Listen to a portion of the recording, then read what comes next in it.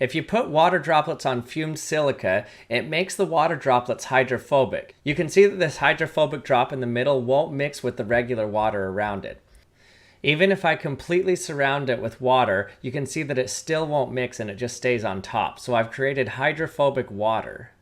If I get a bunch of the droplets together, they won't mix with each other. They act like little marbles of water, especially the smaller you get them. The smaller you get them, the harder it is to get them to combine. With that being the case, if I put water and fumed silica in a blender and then mix it up, then I can create something called dry water. Dry water is an air-water emulsion that acts partially like a fluid and partially like a powder. You can see how it's kind of fluid-like and kind of powder-like.